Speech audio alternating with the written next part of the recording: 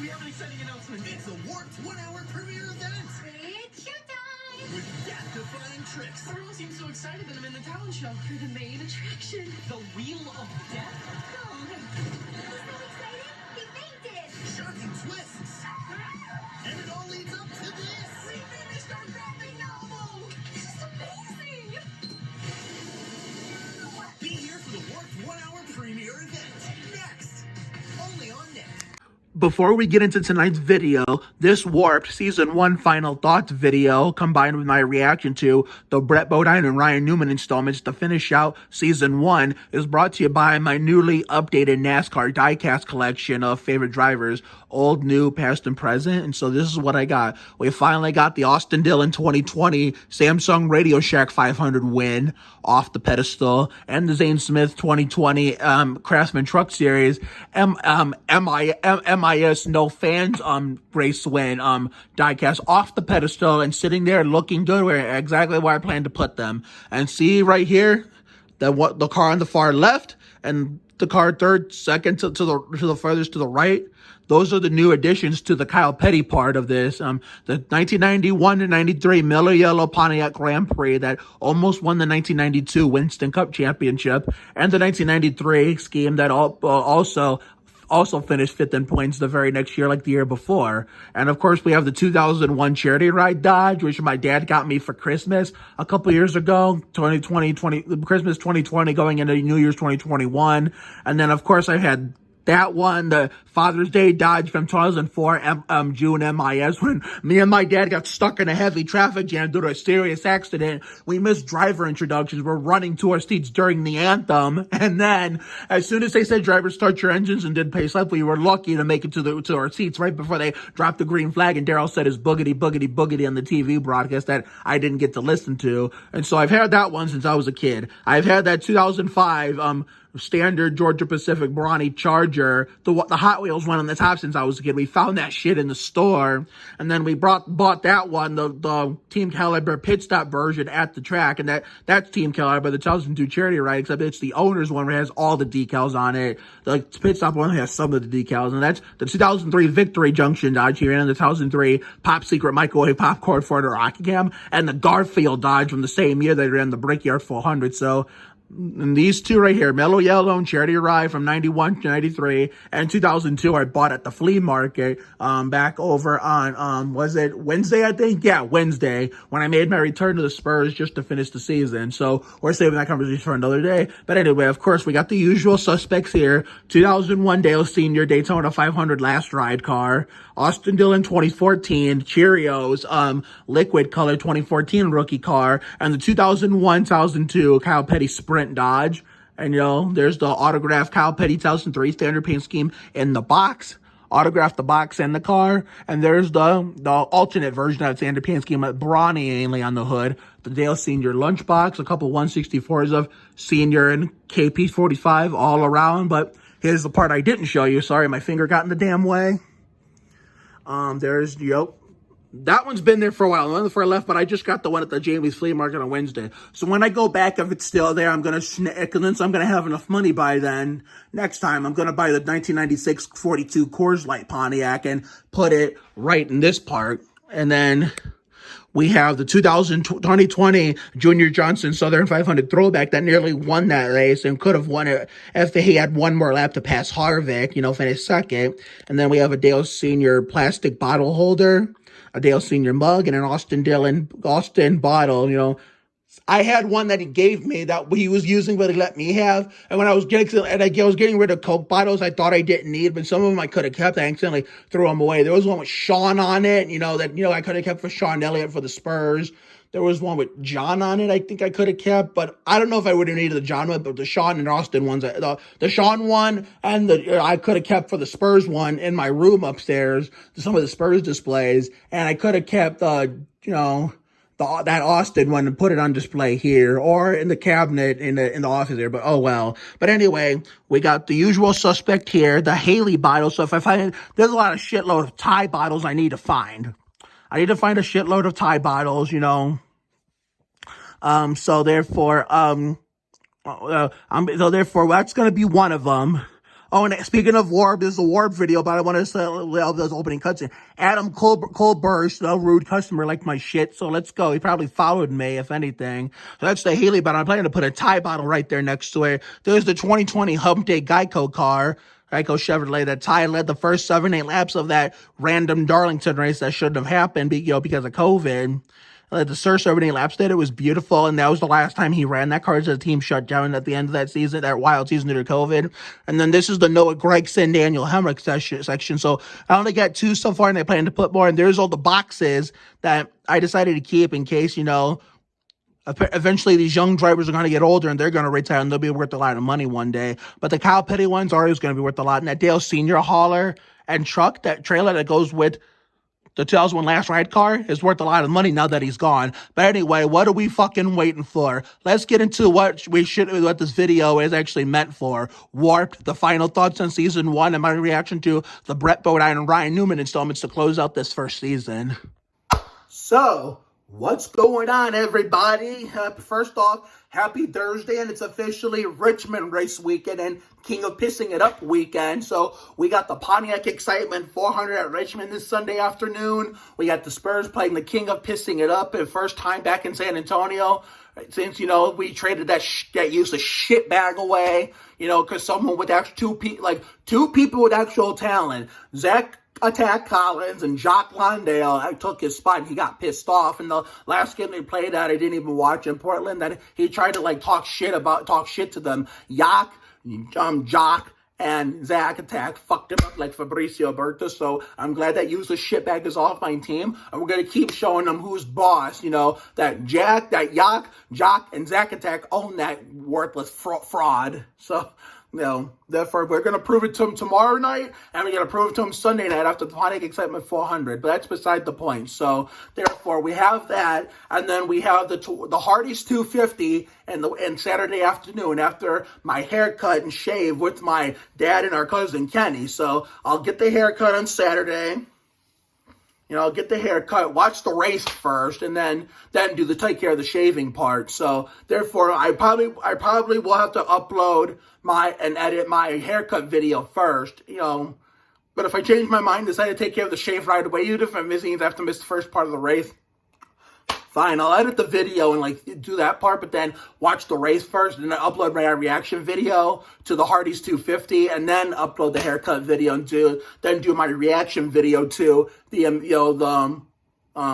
Ryan Newman and Ty Dillon installments of A Million Little Things, which is going to be after the race. After the race, I'm going to do that. And tomorrow, after the Spurs play for their first matchup against the King of Pissing It Up, we're going to catch up on the Brett Bodine. I think it's the Johnny Benson and Brett Bodine installments of Side Hustle that I missed due to either being too tired or, I just didn't feel like watching it. I wanted to rest. So we're going to do that too. This television season is almost coming to an end, and that just another means with Promised Land and Warp, ending their seasons. That means we're 2 steps closer to summer coming back, and we're season 2 of Fun in the Sun. And we're not even halfway through season 1 of Spring is in the Air. So therefore, we got a lot to look forward to. So yeah, we're going out to lunch with my mom tomorrow, so I might bring you guys a video on that, if I feel like it, if she feels like being on camera. So you might see 2 videos from me tomorrow. And so we got the haircut, and then the shave my nasty whiskers off, the Hardee's 250, and then catching up on the Ryan Newman and Ty Dillon installment of A Million Little Things. And then Sunday, the Pontiac Excitement 400, and then round 2 of the Spurs versus the King of Pissing It Up. So what more can you ask for? It's all coming together. It's starting to warm up again. Life is good. Sadly, well, I'm going to save that for another video. So anyway, let's get going. Let's talk about Warp. The season 1 final thoughts and my reaction to the Brett Bodine and Ryan Newman installments to knock out this first season. So fingers crossed that Nickelodeon is wise enough, like Dale Earnhardt Jr., to renew it for season 2. Anyway, so, okay, I know. I'll try to tag as many people who appeared on the series as a whole, just, everybody, gets included on this. But anyway, let's get into it. So, therefore, that was probably the most fun I've ever had watching any Nickelodeon show in all my 28 years of life. Whether it's 90s Nick, 2000s reruns of 90s shows, or when we got to the modern Nick by the time we got to Sandhurst. When we started with Victorious, and then the Figure It Out reboot, and then we went to Lab Rats in the middle, and then started with Nickelodeon and other varieties from Disney Channel, ABC, CBS, and Fox. We started all that stuff. But this was the most fun. Not only there was laughter going on, there was a bunch of screaming and hollering because a lot of exciting shit was happening. So I'll start with the Brett Bodine installment. We'll start with that shit. So I think that was the one with the talent show. And of course we have Carl being the asshole that he is, trying to cheat his way to a victory, which never works for bad guys in general on these shows.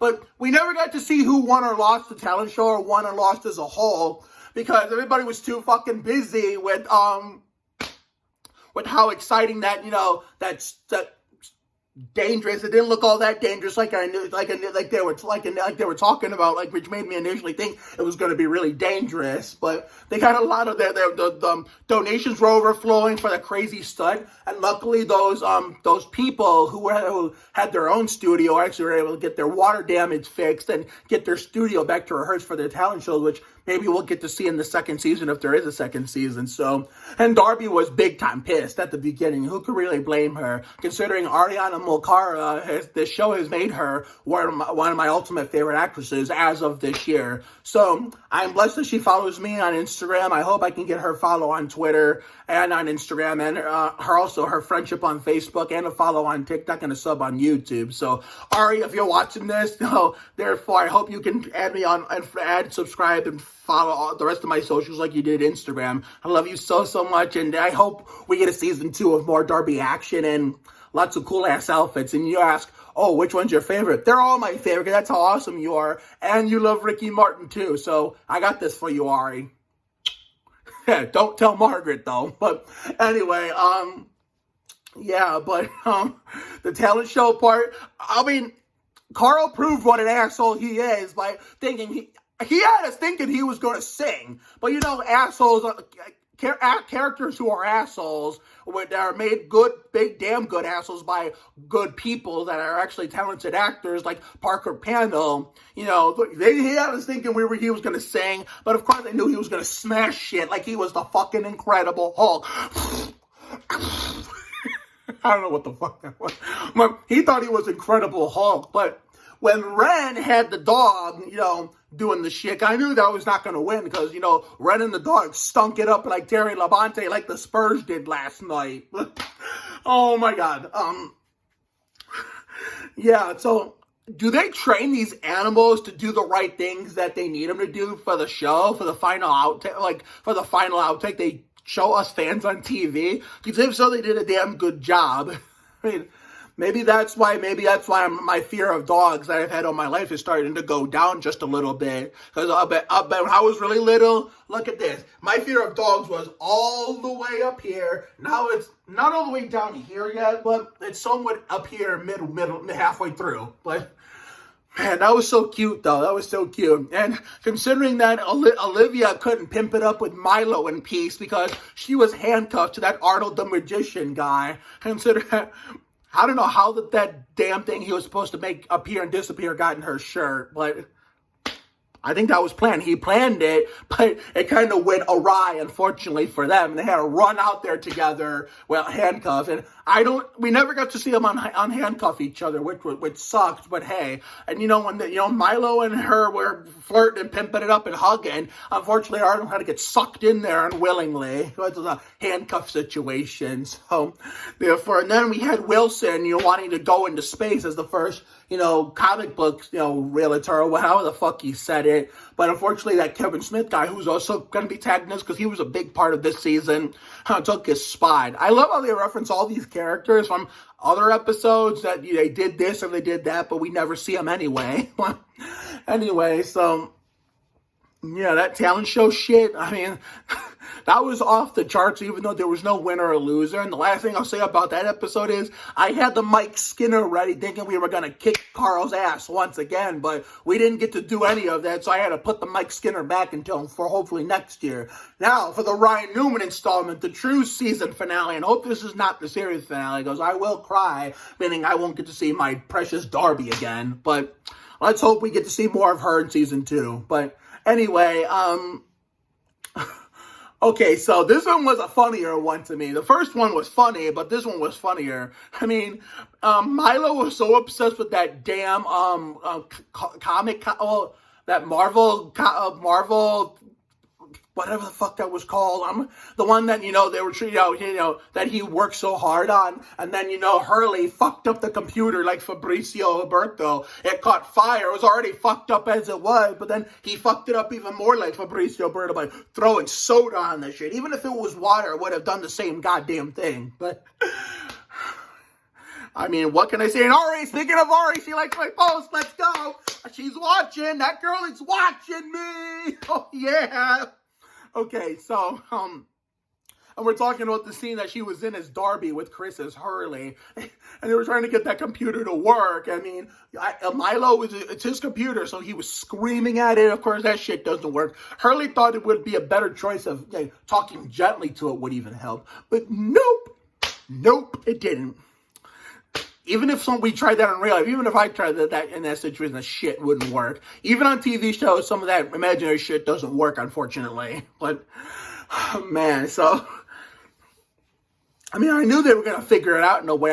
But the only question was, what crazy way were they going to figure things out and, get everything all straightened out like Scott Pruitt again? I mean, I thought we were going to see Carl the asshole again, but no, we saw an even bigger asshole than Carl, the rude customer, played by that Adam guy, Oh, Ari! Oh, thank you so much for tuning in every week. I can't read the rest of that comment. I love you, Ari! Oh my God, she's gonna love this reaction video. But that rude customer, he was, played by that Adam guy. That guy, Kalubarish. I'm sorry if I'm botching your name, but I know it's something the last name.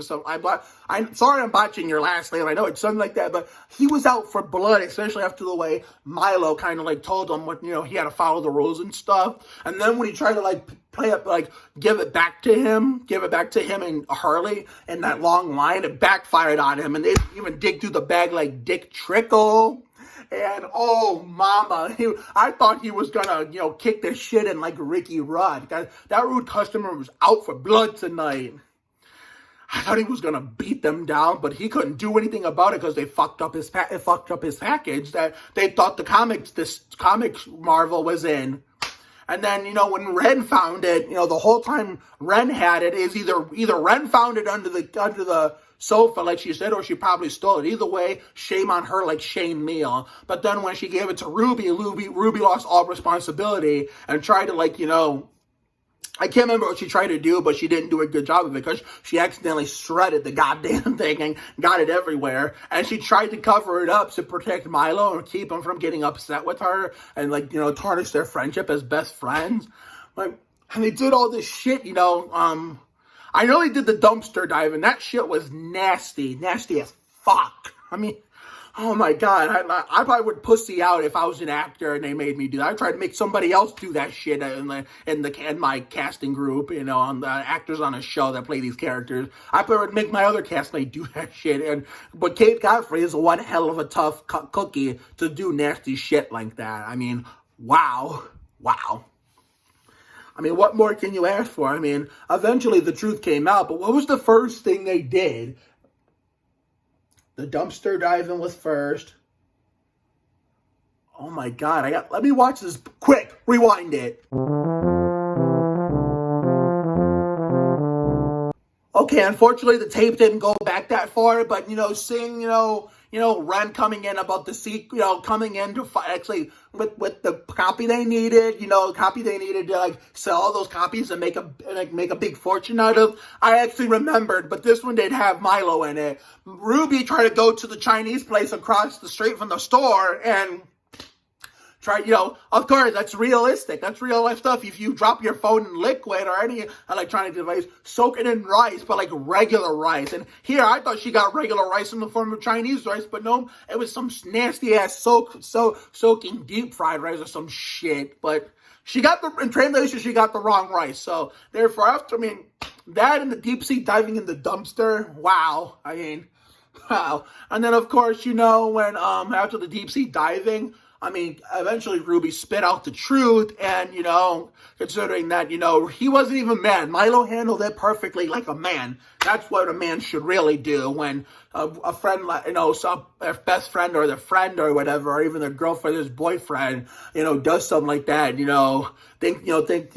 fearing that they'll tarnish their relationship, which is understandable. But if you're a man or even a woman, you should handle it professionally like a man, like a woman. And that's what Milo did. So I'm proud of him for that. But then somehow Ren got the damn thing fixed and got it working again, even though it was completely off the computer. I don't know. They never said it was whether they retained it on the computer or they lost everything. Because every time my fucking computer either fucks up or goes haywire, I lose all the shit I saved for so many years, which is exactly what happened to me over the holidays going into now. But then Ren's like, ooh, but you guys owe me a laptop of my own. Listen, Ren, we love you and everything, but Milo and Ruby don't owe you shit. Let me tell you that right now. And then they had the little sale that they wanted, and then they got the exploding donuts, which were supposed to explode in your mouth, but exploded everywhere. And it served that rude customer right. But the guy who plays him, Adam, you seem like a great guy in real life, so don't let my comments fool you about your character. Same for you, Parker Panel. Don't let my snide comments about Carl fool you. I think you're a really good guy in real life, and you also like NASCAR because you went to the Busch Clash in the LA Coliseum, which is what we used to call the Budweiser shooter at Daytona. So that was all I wanted to say about the episode. Now for the season as a whole, I'm so grateful to the people behind this. Kevin, the two Kevins, Kay and Coppola, Timmy Barnes, my longtime friend, Wendy Farrell, Shayna Sherwood Lance, we had Heat Surfer, all these wonderful people behind the scenes that were responsible for creating the show. Grateful to all of you. Even Josh Server, I don't know if he was behind the scenes, but I know he appeared in an episode, which he'll be tagged in this. I know when it goes on Instagram. I'm so grateful for everybody behind the scenes that were able to bring me onto this ride, because had they not hired Kate Godfrey to be on the show, because my longtime support from her from all that, because that was the real reason why I was here to support her, I never would have made all these amazing friendships out of this. And most important of all, my most important friendship, that I made a new friendship I made out of my most important new friendship I made out of this, Ariana Molkara as Darby. Me encanta. I love you, Ari. Thank you for believing in me, all of you. And, of course, my second most important new friendship, Emma Nassel as Olivia. So, therefore, I appreciate you all a ton. I got my fingers crossed for a season 2 for next year. So, have a good night tonight and a better day tomorrow and an even the best summer ever. Life will give you a lot of lows, but when you hit a high, enjoy it. It ain't for the weak. Goddamn, be you. You have to try harder to do less, and you can't deport a dream. So take care, everyone. Good night. Everybody else out there who is part of all these fan bases in general, see you all later on tonight for the reaction video to the Dale Sr., Austin Dillon, and Summer of Welcome to Flash on Fox with my longtime friend Taylor Ortega and my new favorite on there, Chelsea Holmes as Kelly. And to the Warped folks out there, I will see you all next year for season 2, I hope. Ariana Molkara, I love you so, so much. Thank you for becoming one of my ultimate favorite actresses. Emma Nassel, another favorite of mine. I will see you next year as well, and thank you for becoming a favorite of mine. Adios por ahora.